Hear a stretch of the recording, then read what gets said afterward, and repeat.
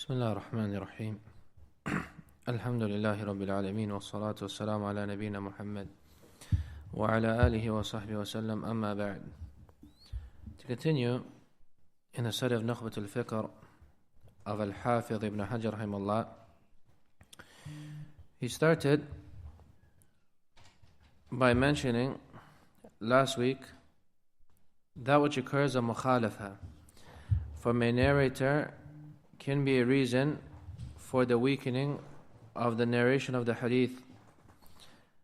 And last week we mentioned from the mukhalafa that can occur for the weakening of the hadith is al-mudraj, is to enter something in the wording of the narration, not than that, and it can occur in the chain and in the wordings, that which weakens it, or that which is not from the same as the Prophet ﷺ, so it's considered weak. Today he mentions al-maqlub. Al-maqlub is advancing or delaying something. Is advancing or delaying something in the chain or in the text of the hadith of the Prophet ﷺ. It basically means where you change the wording for another, whether that's done in the text or that is done in the isnad. And there's different forms of it. It can occur in the chain, for example, if the narrator's name is Murra ibn Ka'b, Murra ibn Ka'b, they will narrate it, instead of that, they'll switch his name around, Ka'b ibn Murra. So instead of Murra ibn Ka'b, they'll switch his name around and narrate it as Ka'b ibn Murra. This is maqlub, because you change the wording from its original form to something different. That change that occurred is called maqlub. You've advanced or delayed something. In this case, you took Murra ibn Ka'b, his first name is Murra, you delayed his first name to the last name, and made it his last name, and you brought forth his first name Ka'b to be his first name. But it can occur in other ways as well. And the scholars they mentioned, for example, replacing the narrator in total to a different narrator. For example, you'll find they say ibdalu rawin ma bi rawin qismu. Who said that? Ibdalu rawin ma bi rawin qismu. Who said that? And what poetry is in? Al-Bayquni. Al-Bayquni said that, Al-Bayquniyya. وَالْمَقْلُوبُ قِسْمَانِ تَلَا. As for the ibdalu rawin ma bi rawin qismu is one of them. And that is his definition of al-maqlub, that the narrator is changed with a different narrator. What he intends by that, and I'll give an example here. It comes from Abdullah ibn Dinar, from Ibn Umar radiallahu anhu, a narration where he says, Naha Rasulullah sallallahu an bay'il wala'i wa hibatihi. Now this narration, only Abdullah ibn Dinar narrated it from Ibn Umar radiallahu anhu, and no one else narrated it from him. But a narrator named Yahya Sulaim came later on and said it was from Nafi' and Ibn Umar. So here you find that he changed Abdullah ibn Dinar with Nafi'. This is also called maqlub. He changed a narrator's name with a different narrator. This is also a form of maqlub. So anytime you see a change like that in advance, or something is delayed, or you see a change in one narrator to another narrator, and the scholars have identified it, then it's called maqlub. Why is it weak? Anyone know why that would be considered weak? If I tell you the narration calls Ka'b ibn Murra, and then someone narrates Murra ibn Ka'b, why is that considered weak? Because you don't know who he's talking about here. Who's Murra ibn Ka'b? If Murra ibn Ka'b and we say Ka'b Murra, who's Ka'b Murra? We don't know him. Until it's identified that this was iqlab or maqlub, that it was switched, then we can identify. For example, here, the other one, Abdullah narrated from Ibn Umar. Nafi never heard the narration of Ibn Umar. So here's a mistake. So maqlub is a mistake in reality. It's a mistake that occurred from some of the narrators. That is why it's considered to be weak. It's wahm. It's a form of a mistake that occurred. And as we mentioned, mistakes that occur weakens the narration of the narration or the chain. But it can also occur in the text of the narration. For example, it comes the hadith of Hurairah radiallahu anhu, in the 7 that will be shaded under the shade of on the day when there's no shade, the shade of Allah on the day when there's no shade. One of them, in one wording it says, وَرَجُلٌ تَصَدَّقَ بِصَدَقَةٍ فَأَخْفَاهَا. A man, he gave sadaqah and he hid it. حَتَّى لَا تَعْلَمْ يَمِينُهُ مَا تُنْفِقْ شِمَالَهُ. until his right hand doesn't know what his left hand gave. This is iqlab. The original wording, the right wording is, his left hand doesn't know what his right hand gave. That is the original wording, that is authentic. As for this wording, where they switch the wording around, the left hand, the right hand, the left hand, and that the left hand gave and the right hand didn't know, this is maqloob. And this wording is not authentic to the Prophet ﷺ. Right? That which is authentic to the Prophet ﷺ is that the right hand gave and the left hand didn't know what the right hand gave. As for the wording that the left hand gave and the right hand didn't know, then that wording is maqloob and is not authentic to the Prophet ﷺ. Rather, it was switched by a narrator, by accident, by a mistake. As we mentioned, maqloob is a mistake that occurs. So if you see someone saying, example, the Prophet said, a man gives a sadaqah and he hides it until his left hand doesn't know, his right hand doesn't know what his left hand gave, you say to him, this is a mistake. The correct wording is that his left hand doesn't know what his right hand gave. Another narration will show that where occurred in maqloob narration, and will mention to you what some of the scholars have mentioned regarding it, to show that this is how they understood it. It's well known that the Prophet ﷺ said, كُلُوا وَاشْرَبُوا فَإِنَّ بِلَالًا يُؤَذِّنُ بِاللَّيْلِ كُلُوا وَاشْرَبُوا حَتَّى يُؤَذِّنُ ابن مكتوم فَإِنَّ بِلَالًا يُؤَذِّنُ بِاللَّيْلِ. That indeed eat and drink until you hear the adhan of Ibn Maktoum. For indeed Bilal gives the adhan before the time comes in, and Ibn Maktoum doesn't give the adhan until it said to him, asbaht, that the morning has come in. But it comes in one wording, reported, that he said, that the Prophet said, Inna Ibn Maktoum yu'adhinu bilayl. Here he says that Ibn Maktoum is the one who gives the adhan at night time. فَكُلُوا وَاشْرَبُوا حَتَّى يُؤَذِّنُوا Bilal. Eat and drink until Bilal gives the adhan.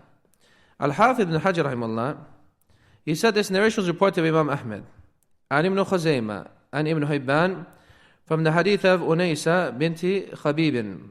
And this hadith comes with the wording that the one who gave the adhan at night time is Ibn Maktoum, and the one who gives the adhan when the time comes in is Bilal. And that opposes which in the narration comes Bukhari and Muslim, that in reality it was Bilal that gave the adhan at night time, and Ibn Maktoum gives the adhan when the time comes in.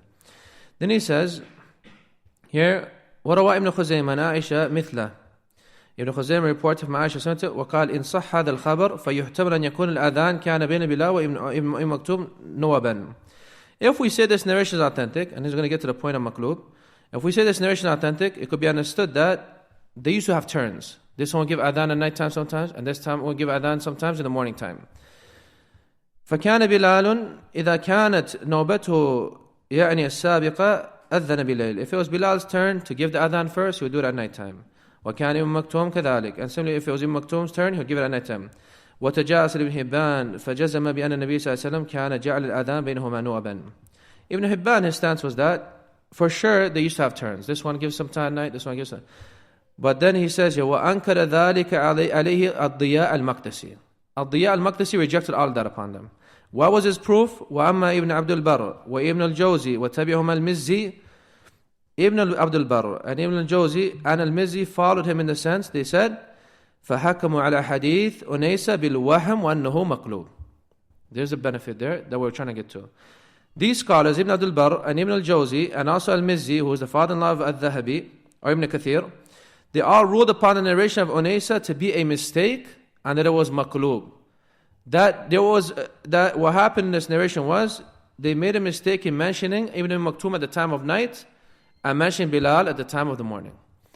So if you see this, those scholars will say that narration is weak because this narration opposes the narration that comes in Bukhari and Muslim, and this is maqloob. They switched the two names around at the times they were given the adhan.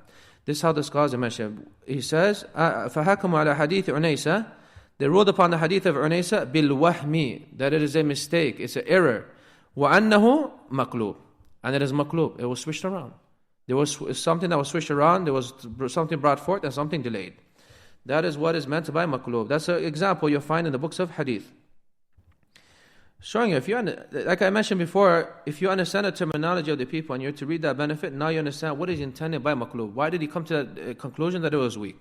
Because you said it was a mistake and it was maqloob. And maqloob is, example, Al-Bayquni mentions, وَكُلِّ مَعَ الرُّتْبَةِ الْحُسْنِ قَصُرْ فَهُوَ الضَّعِيفُ وَهُوَ أَقْسَامٌ كَثُرٌ. Everything that is lesser than Hasan is da'if, and there are many different categories. And from those categories he mentions this, maqlub. So if you understand those lines of Al-Bayquni, and you're to learn anything that comes after the da'if line that he mentions, is all da'if narrations. Whether it's mudraj, whether it's maqlub, or whatever it may be. Then he says, Al-Qism al-Thani, the second type of al-Iqlab, when it comes to the text of the narration, is where a narrator completely changes the chain of narration and gives it to a wrong matan, gives it to a wrong text. And then it gives a text to a different chain. This is also maqlub, is ibdal. There's some kind of changing occurring here. The story they mention for that is what occurred to Bukhari from the scholars of Baghdad. The scholars of Baghdad, they wanted to test Bukhari's memorization. So what they did was they took 100 narrations and they mixed them all up. They took 100 narrations and they mixed them all up. And they would ask him about a narration and you say, I don't know about this narration. And they'll ask him, after all of the 100 were done, he repeated every single one of them to them and corrected them, put the right chain to the right matan, to the right text. So all 100 corrected them. They did this, why? To test his memory. Now the scholars such as Ibn Hajr and others mention that it's not something amazing that he did so like that. What's amazing is that he memorized all of the 100 mistakes and then he was able to correct them. Him merely correcting the mistakes is an imam, a scholar of hadith, he can do that. But him memorizing all the mistakes that they made and all the ways that they made the mistakes and then correcting every single one of them and telling them, you said this and this was right and this was wrong, this is where it showed the amazement and the strong memorization of Imam al-Bukhari rahimahullah. He would tell him, you said this and this is the right one. This is the right chain for the right matan. This shows the great strength of Imam Bukhari rahimahullah in his memorization. He's able to memorize in one sitting everything that was said to him. And that is what was amazing to the scholars. Now, why would someone do this? Why would someone try to do al-iqlab or try to make a narration where he advances and delays, or he tries to change narrators and different chains and like that? Some of them, they did so because of al-ighrab. They basically wanted to be singled out with narrating something. They wanted to be said that this narrator narrated this hadith and he's the only one that narrated it. And this, in reality, is something which is not allowed to do so for this reason. Another reason why they did so was to test people. They would try to test them. They would try to, for example, someone that they mentioned in the narration of Yahya Ma'in, rahimahullah, they went to go test one of his teachers. And after completing some hadith, his teacher realized he was trying to test him and he kicked him. And he said, as for this one, he looked at Imam Ahmed, he wouldn't do something like this. And this is in your head that you did something like this. He kicked Yahya Ma'in and he said, this is you're the one who tried to do this to me. So they used to test each other like that. They used to test the memorization of their scholars and there's nothing wrong with doing so. To try to test someone, you try to give them a benefit or a hadith, and you say, who narrated this hadith? And you test the students like that, to show the precision of that imam. So they used to test their imams like that. Another reason why it may occur is because in reality it is a mistake. It is a mistake that occurred without any intent. For that reason, al-maqlub is from the forms of a weak narration because it is a mistake. It's a mistake that occurred. As for when you test someone by way of it, you must clarify